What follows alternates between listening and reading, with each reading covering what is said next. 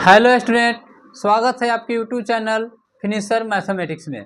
तो मैं आज क्वेश्चन बहुत सारे लेकर आए हुए हैं और सारे टाइप का क्वेश्चन लेकर आए हुए हैं। और आज से क्लास सेट 1 होगा, सेट 2, सेट 3 करके हम लोग इसी 2024 में पैरामेडिकल एंट्रेंस एग्जाम को बहुत अच्छा तरीक़ा से हम संपूर्ण करने वाले हैं और अच्छा तरीक़ा से सभी लोग निकाल पाओगे।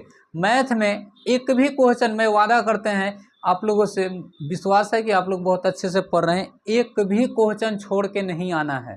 ठीक है, 2024 में रिकॉर्ड तोड़ना है। आइए देखते हैं क्वेश्चन नंबर 1 क्या कह रहा है। ये मॉडल सेट का क्वेश्चन है 2024 में। देखिएगा क्या बोल रहा है।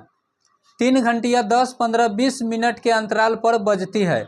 यदि तीनों घंटियाँ 5 PM पर एक साथ बजी हो तो वे अब एक साथ कब बजेगी? क्या बात है, चला देखना चाहते हैं। देखिए क्या हो रहा है कि 3 गो घंटी है, कहीं मान लेते हैं, कहीं ध्यान से पहले समझ लेना है। 3 गो घंटी है और एक साथ कितने कितने देर पर पहले एक साथ बजी है, उसके बाद अंतराल पर कितने कितने बज रही है, 10, 15 और 20 मिनट के अंतराल पे बज रही है। ठीक है, यानी एगो घंटी जो लगा हुआ है ना, ये 3 गो घंटी है। कै गो घंटी है? 3 गो घंटी है ना। तो तीनों घंटी मान लेते हैं कि एक बार स्विच टिपे तो एक बार घंटी सब गोड़ा टन दिगर बज गया घंटी। ठीक है, उसके बाद क्या हुआ, अब रोक रोक के बज रहा है।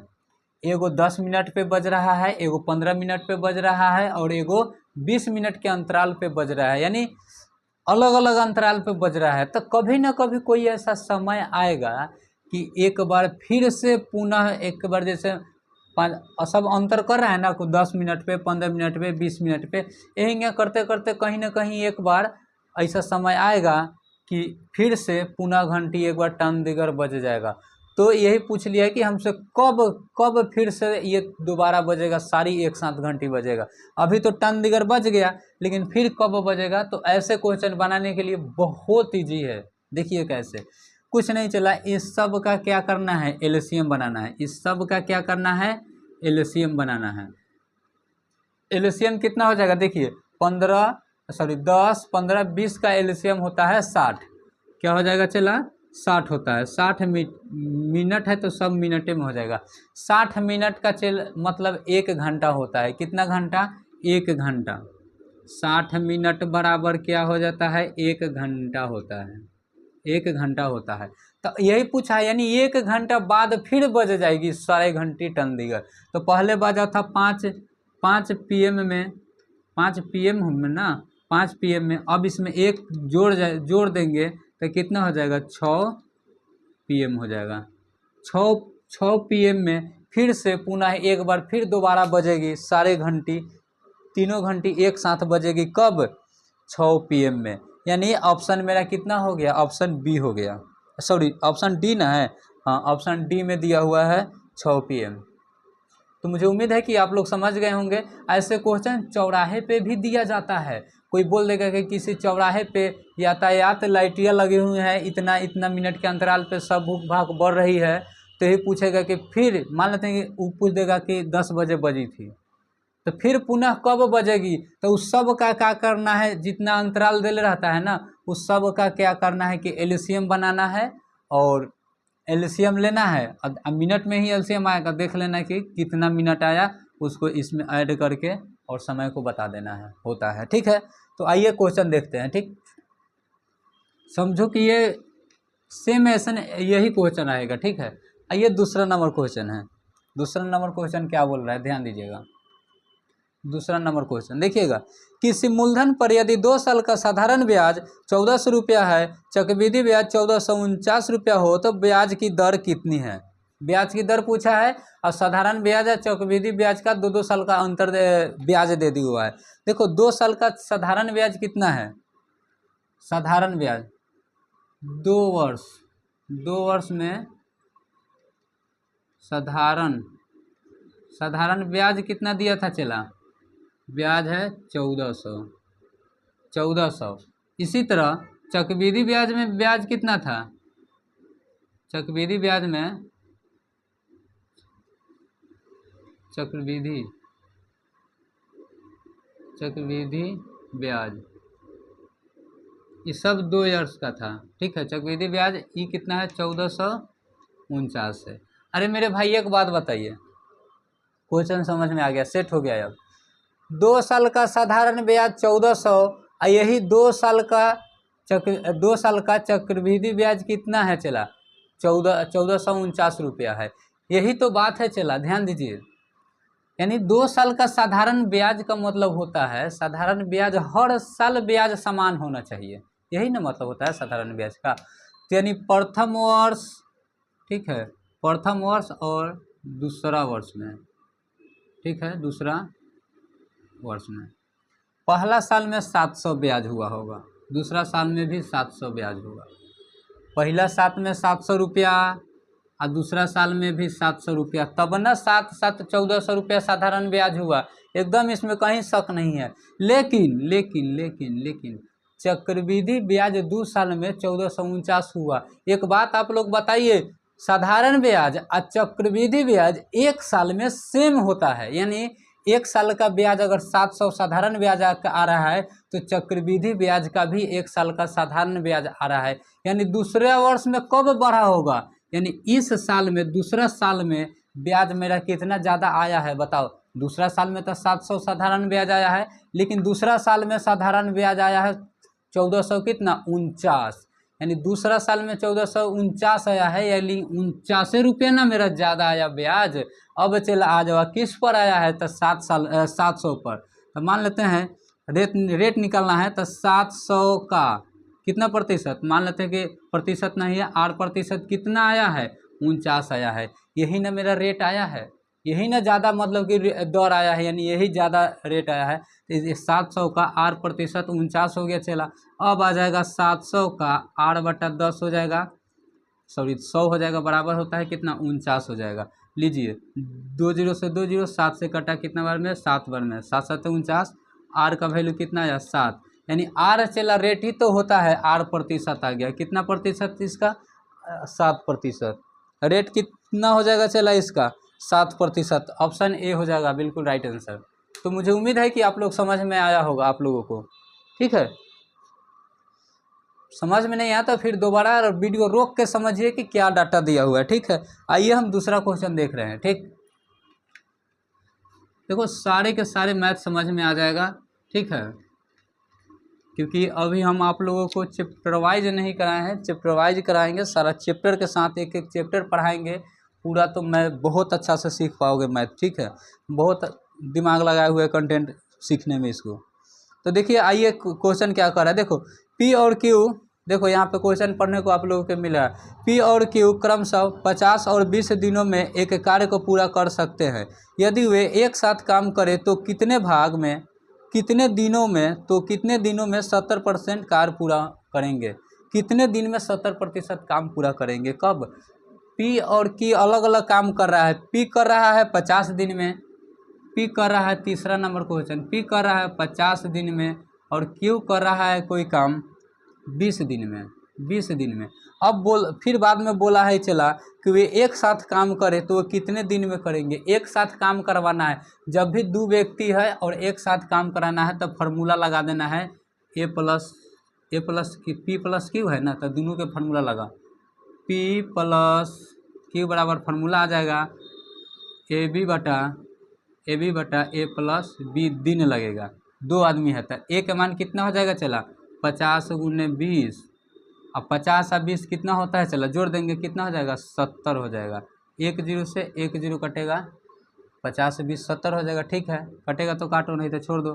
50 दुना कितना होता है 100 बटा कितना हो जाएगा 7, यानी इतना दिन लगेगा। 2 पी और क्यू मिल के काम करेगा ना तो 100 बटा 7 दिन लगेगा, लेकिन हमसे करवाना है चला किस से, 70% कार्य कितना दिन में होगा, इससे भाग दे 70% कार्य कितना दिन में करवाना होगा। चला देखो इतना दिन, यानी इतना दिन में काम समाप्त हो रहा है, लेकिन 70% काम करवाना है ना, तो लिखिए 100 बटा कितना 7 दिन है, 70% काम करवाना है तो 70 बटा परसेंटेज में लाएंगे तो 100% हो जाएगा। 70% का मतलब बटा में 100 हो गया। लो 2 जीरो से 2 जीरो, 7 दहाई कितना हो जाएगा 70, कितना दिन लगेगा चला 10 दिन में काम हो जाएगा। कितना दिन में, 10 दिन में काम चला इसका फाइनल होने वाला है। कै दिन में, 10 दिन में। ऑप्शन डी इसका सही हो जाएगा। ऑप्शन डी सही होगा। कुछ कहाँ किए हैं, ए पी और क्यू का दोनों का मान निकाल दिया, यानी दोनों एक साथ कितना काम कर रहा है, तो दोनों एक साथ कई दिन में समाप्त कर रहा है, 100/7 दिन में समाप्त कर रहा है। लेकिन पूछा है कि 70% काम कितने दिन में समाप्त होगा, तो 70%। तो मान लेते कि इतना का 70% काम कितना दिन में, तो 70% निकाले 10 दिन आ गया। चला, बात समझ में आया ना। इसका आंसर ऑप्शन डी हो जाएगा। बहुत आसान है, इतना का कितना ही % पूछता तो निकाल सकते थे आप। ठीक है, आइए दूसरा नंबर क्वेश्चन देखते हैं। कितना नंबर, 2 3 हो गया। चौथा नंबर क्वेश्चन देखिए, बहुत मस्त है चौथा नंबर क्वेश्चन। देखिए क्या है, निम्न संख्याओं में से कौन सी संख्या 99 से पूरी तरह विभाजित है, विभाज्य है, पूरी तरह विभाज्य है। मैं ऑप्शन दे देता हूं तब समझ में आएगा। ठीक है, ऑप्शन दे देते हैं। ऑप्शन ए हो जाएगा आपका 57,717, 57,717। ऑप्शन बी दे देते हैं, ये ऑप्शन से ही बन जाएगा 57,627। ठीक है, ऑप्शन सी दे देते हैं 5,5,1,6,2। ऑप्शन डी दे देते हैं 5,6,9,8,2। ये मेरी बात है, ये मेरा ऑप्शन दे दिया हुआ है। आपसे पूछा गया है कि क्या पूछा था, निम्न संख्याओं में से कौन सी संख्या 99 से पूरी तरह विभाज्य है, यानी यही संख्या में कौन सी संख्या है कि 99 से पूरी तरह विभाज्य है। देखो चला, 99 से भाग लगाना है ना, 99 से भाग लगाना है। क्या हम एग्जाम में 99 से सारा संख्या में भाग लगा के चेक करेंगे? नहीं चला। अगर सारा 99 से सब संख्या में भाग लगाएंगे तो पूरी तरह कोनो न कोनो कटेगा ना, तो उस तरीका से भी बना सकते हैं, लेकिन हम लोग एग्जाम में वैसा नहीं बनाएंगे। 99 से कटने का नियम चला, देखो वो संख्या हो ना, दो ऐसा गुणनखंड तोड़ो जिसका HCF 1 होगा। तो 11 नावा कितना होता है 99, इसका HCF 1 हो गया ना, यानी वो अब आ गया, चला हो गया, बन गया।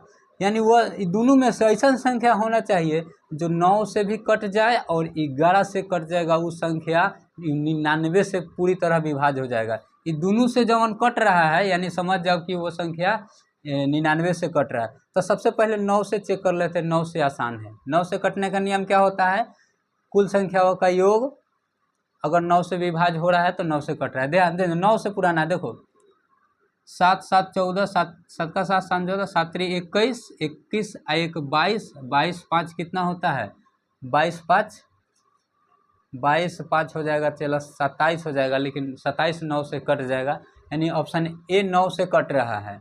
ठीक है, 9 से कट रहा है। तो 11 से देख लेते हैं, क्या 11 से कटेगा क्या? 11 से कटने का नियम चला होता है, ध्यान से देख लो, 11 से कटने का नियम होता है एक को छोड़ो अगला के जोड़ो, यानी देखो एक को छोड़ो अगला जोड़ेंगे तो 7 5 कितना 5 7 कितना होता है 12, 12 7 कितना हो जाएगा, चला 12 और 7 आपका हो जाएगा 7 2 9 19 हो जाएगा। 19 में से घटाना होता है, चला ये वाला 7 में से एक जाएगा, कितना हो जाएगा 7 में 7 है कि कितना हो जाएगा 8, ये घट के कितना आ जा रहा है, चला बताओ, ये घटेंगे 9 में से के कितना होगा 1, और यहाँ 1 तो है, ये है 11 आ रहा है, यानी संख्या 11 से कट रहा है। इसका मतलब ये हमारा ए आंसर बिल्कुल सही है। बाकी कोई संख्या नहीं कटने वाला है, ये पहले वाला ही मतलब कि सक्सेस हो गया।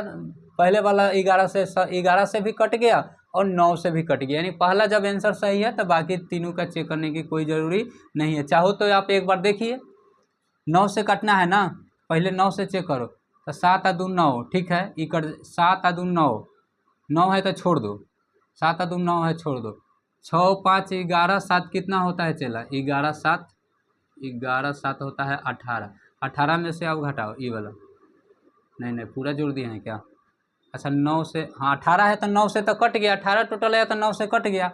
अब चेक करना है 11 से, तो ई वाला जोड़ेंगे, 6 5 कितना होता है 11, 6 5 11, 11 7 कितना होता है 18, 11 7 18, ठीक है, माइनस क्या करेंगे 7 2 9, इसका आंसर क्या आ गया 9। क्या 9 आया, यानी घटा के 9 आया, इसका मतलब 11 से नहीं कटना है, या तो घटा के 0 आएगा तो 11 से डिवाइड हो जाएगा, या तो 11 का पहाड़ आएगा तो समझना है कि 11 से कट जाएगा। ये तो 9 से पूरी तरह विभाज्य हो रहा है, लेकिन ये 11 से नहीं कट रहा है, इसका मतलब ये नहीं कटेगा। सारा आप लोग आगे चेक भी कर सकते हैं, नहीं कटने वाला है कोई, ठीक है। जब एक आंसर सही हो गया तो फिर सारा आंसर गलत ही होगा, ठीक है। ये कोई संख्या नहीं कटेगा, देख लेना, ठीक है।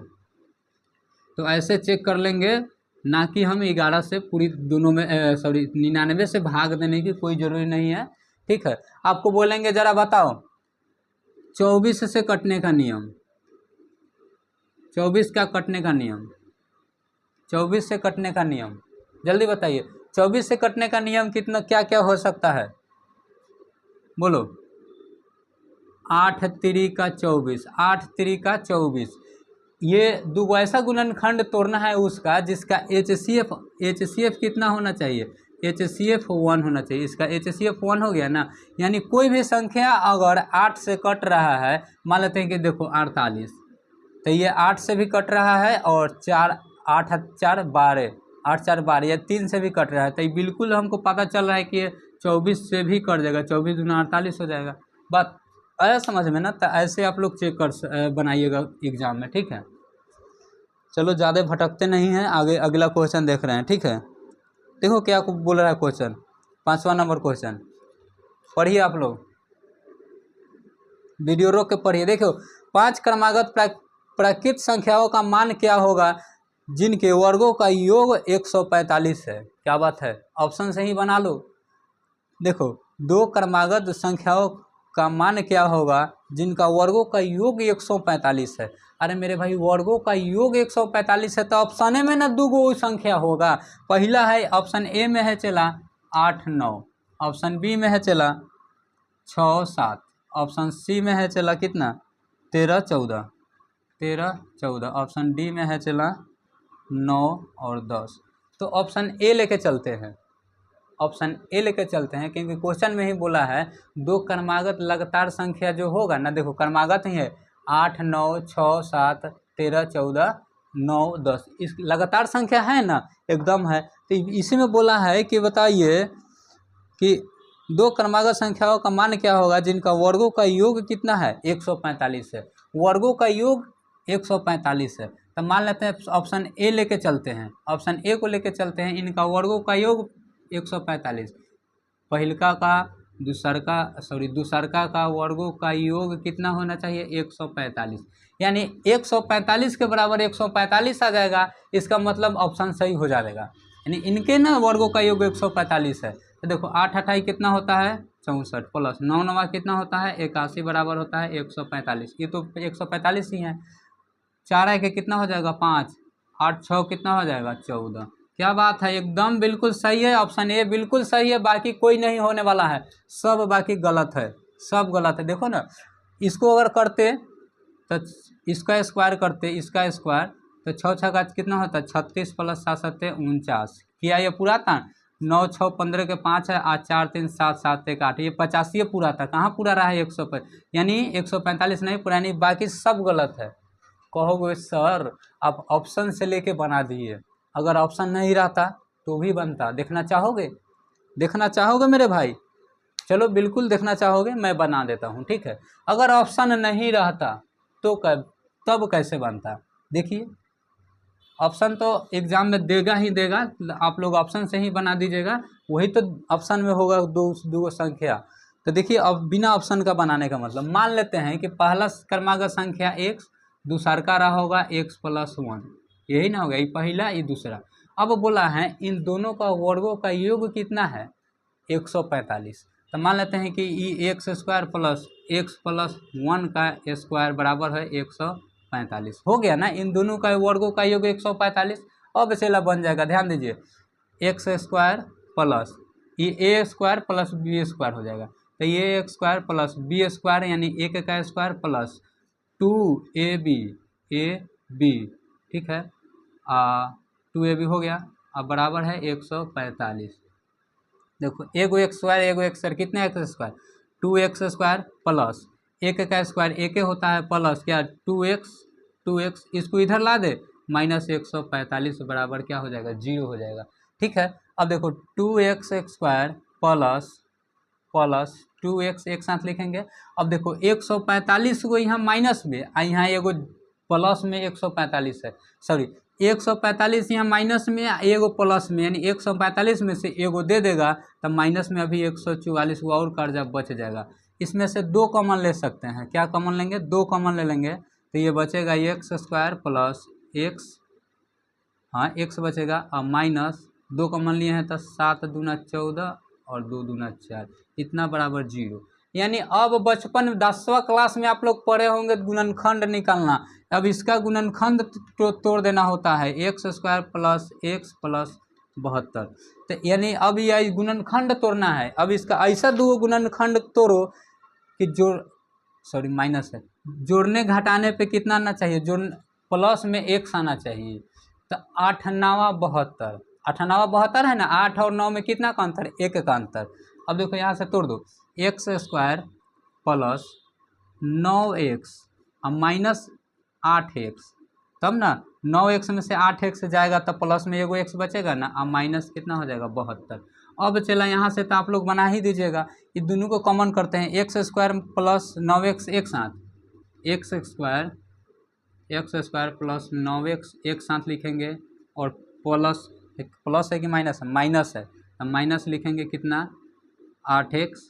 अब देखो माइनस माइनस क्या हो जाएगा चला, जब हम घेर रहे हैं कॉमन कर रहे हैं तब माइनस माइनस यहाँ हो जाएगा चला प्लस हो जाएगा कितना 72, कितना हो जाएगा 72। तो देखिए इसमें से x कॉमन हो जाएगा, x कॉमन ले लिए तो क्या बचेगा x प्लस 9 बचेगा।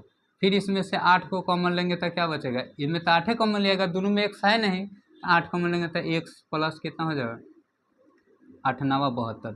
यानी अब बराबर तो 0 है ही, सबके बराबर 0 है, सबके बराबर 0 देते जाना, ठीक है।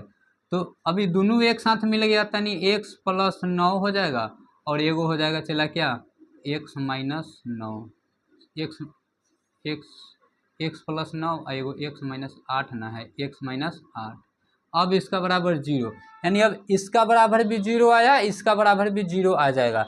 तो देखो x प्लस 9 के बराबर भी 0 और x माइनस 8 के बराबर भी 0, x का मान 8 आया, यहाँ x के मान माइनस 9 आ जाएगा। यानी यही तो रिजल्ट है, चला ये दोनों का ही स्क्वायर करने पे इतना आ जाएगा 145, 9 और 8 यानी 8 और 9 आ जाएगा, ठीक है। तो 8 9 आ गया ना, तो समझ ये माइनस मतलब नहीं है, हमको तो अंक लेना है, यानी ये कौन कौन संख्या आएगा 8 और अगला 9 आएगा। तो हम लोग एग्जाम में इतना नहीं बनाएंगे, दिमागे खराब हो जाएगा, डायरेक्ट हम लोग ऑप्शन से बना सकते हैं। ऑप्शन में था 8 और 9, यानी वही ना 2 संख्या कोई ना कोई होगा, जोड़ने पे 145 आ जाएगा।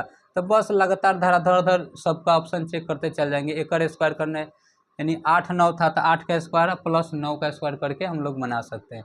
तो इतना हम लोग नहीं बनाएंगे, ठीक है। ये मेरा प्रोसेस था, ठीक। तो मिटा देते हैं, मुझे उम्मीद है कि आप लोग समझ गए होंगे, ठीक है। चलिए ज़्यादा नहीं टाइम गंवाते हैं।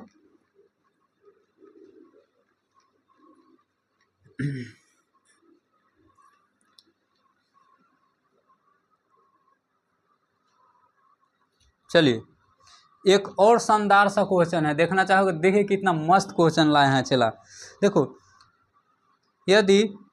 यदि एक 2 अंकों की संख्या में इकाई के स्थान पर अंक z है और दहाई के स्थान पर अंक 8 है तो वह संख्या क्या है।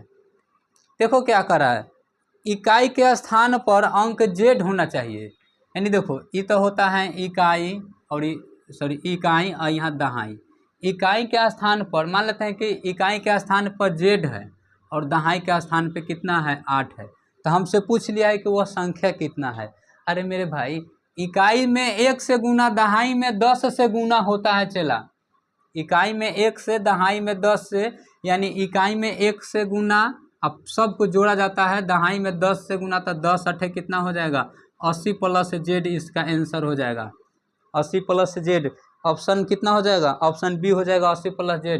कहोगे सर कैसे, देखना चाहोगे, देख लेते हैं। मान लेते हैं 23 ले लेते हैं, 23 ले लेते हैं, तो मान लेते हैं कि 23 ले लिए, कि हम कह देंगे कि ना इकाई के स्थान पर 3 लेना है और दहाई के स्थान पे 2 लेना है। तो देखो कैसे होता है, दहाई के स्थान पे 2 लेना है, अलग अलग है, तो इकाई के जगह पर 3 है प्लस दहाई में 10 से गुना होता है, तो 2 दहाई कितना होता है चला 20 होता है, 2 दहाई 20, तब 20 और 3 कितना हो गया, 20 और 3 कितना हो गया, 23 नहीं आ गया। सेम इसी तरह ये भी है, इकाई के स्थान पे जेड है प्लस दहाई के स्थान पे 10 है, तो दहाई है तो 10 से न गुना होगा, तो 8 दहाई 80 प्लस जेड हो जाए। अगर सैकड़ा रहता तो फिर इसमें 100 से गुना होता। बात आया समझ में? तो मुझे उम्मीद है कि आप लोग समझ गए होंगे इस क्वेश्चन को। इसको मिटा देते हैं। देख रहे हैं कैसे ऑप्शन दिया हुआ है, 80 Z plus Z, 80 plus Z, 8 Z plus 8। ठीक है, ऐसे क्वेश्चन इधर उधर करके दिया हुआ है ऑप्शन। ठीक है, आइए दूसरा और क्वेश्चन देख रहे हैं। चलिए देखो, बहुत मस्त क्वेश्चन है। देखिए यहाँ पे क्वेश्चन आप लोग दिख रहा है, निम्नलिखित में से कौन सा संख्या किसी प्राकृत संख्या का वर्ग नहीं है। कोई भी प्राकृत संख्या का वर्ग नहीं है, किसी भी प्राकृत संख्या का वर्ग नहीं है। मेरा ऑप्शन में दिया हुआ है, ऑप्शन देख के आप लोग बना सकते हैं कि इसका वर्ग नहीं होने वाला है। चलो, हम कल ही बताए थे, शायद कल या परसों, कि किसी भी पूर्ण संख्या का स्क्वायर करेंगे तो लास्ट में क्या क्या नहीं आ जाएगा, 2, 3, 7, 8 या सिंगल जीरो, यानी एक जीरो नहीं आ जाएगा। क्या आ जाएगा, एक जीरो नहीं आएगा लास्ट में। यही तो मेरा रूल है, यही तो मेरा कंडीशन है। किसी भी संख्या का अगर स्क्वायर करेंगे ना तो लास्ट में 2, 3, 7, 8 या एगो जीरो कभी नहीं आएगा। तो ऑप्शन में देख लो, ऑप्शन ए है कि चला लास्ट में एक है, तो इसमें तो है एक वाला ना है, यानी ये कहीं ना कहीं होगा, तो ऑप्शन ए गलत है। ऑप्शन बी 5 है, ऑप्शन बी भी गलत है। ऑप्शन सी ले देखो तो 7 है लास्ट में, कहीं है कि हाँ 7 मिल गया चला, यानी लास्ट में 7 मिल गया, वह संख्या नहीं होगा। कौन सा संख्या, 24,437 जो संख्या होगा यही पूर्ण वर्ग नहीं होगा, बाकी सब पूर्ण वर्ग होगा। एक यहाँ देखो, यहाँ लास्ट में 4 है, डी नंबर क्वेश्चन में कितना है, लास्ट में 4 है ना, इसका मतलब डी में देखो लास्ट में 4 है, तो 4 तो में है नहीं, इसका मतलब भी कहीं हो जाएगा, तो होएगा ही। कौन नहीं होने वाला है, ऑप्शन 7 वाला नहीं होने वाला है, यानी ऑप्शन यही सही हो जाएगा, ऑप्शन सी सही हो जाएगा। ठीक है, सी सही होगा। तो देखो याद करने से कितना फायदा हुआ, चला एकदम रट जाना है मेरे भाई। 2, 3, 7, 8, यानी इसको 2378 याद कर लो कि 2378 पूर्ण वर्ग नहीं होता है, अलग अलग कर देना है इसको। ठीक है, चलिए समझ गए होंगे आप लोग।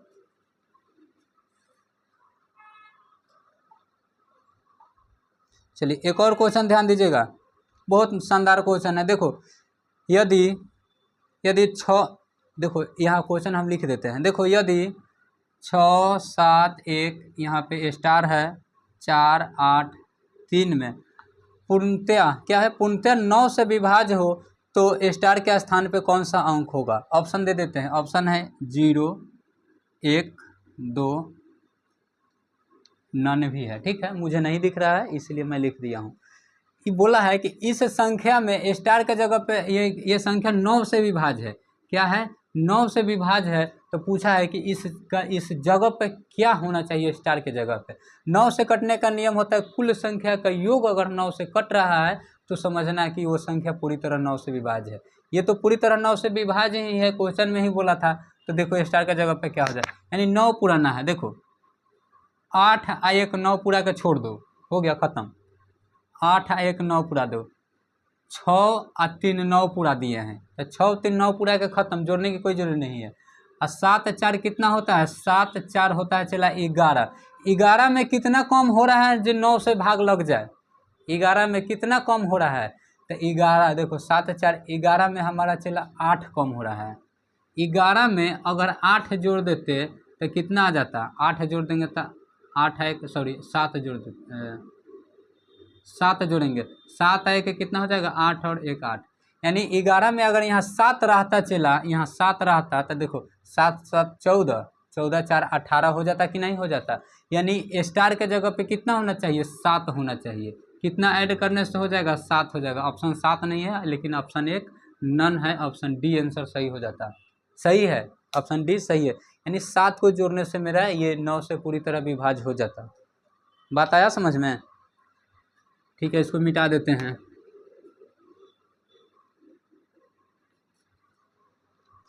इसका रूल बस यही है एक और क्वेश्चन देखिए, देखो वह कौन सी संख्या, यहाँ पे क्वेश्चन दिख रहा होगा, वह कौन सी संख्या है जिसे 13 से गुना करने पर उसमें 180 की वृद्धि हो जाती है।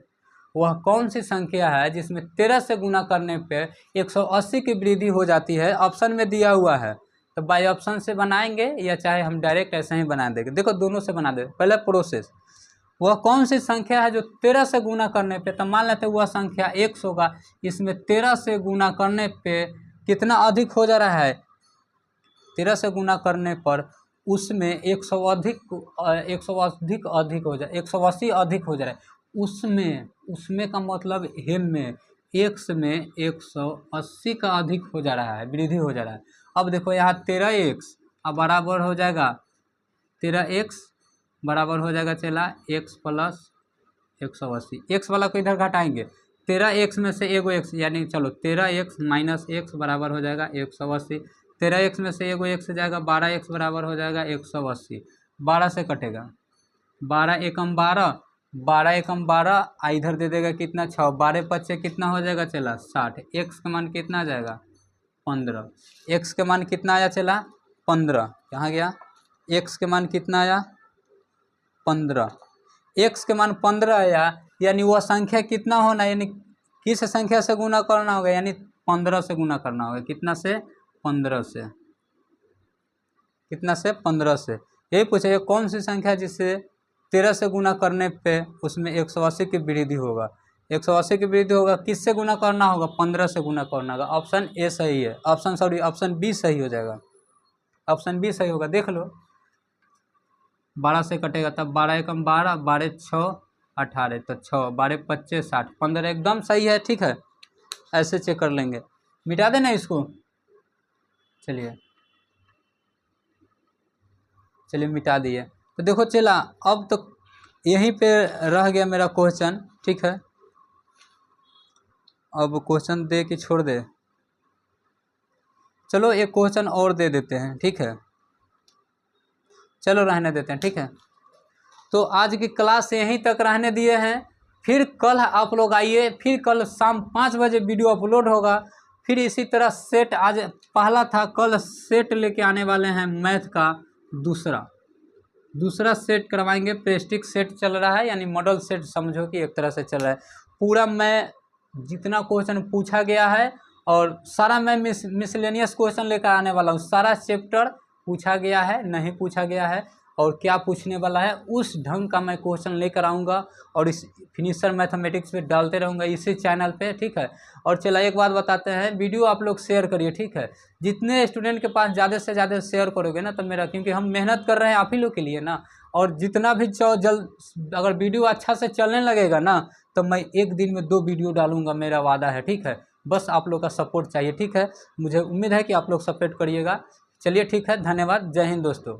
मिलते हैं फिर कल शाम 5 बजे यूट्यूब पे। ठीक है, वीडियो शेयर करो, फिर आप लोग के 2 वीडियो डालेंगे तो फिर मज़ा आएगा पढ़ने में। ठीक है, चलिए मिलते हैं कल।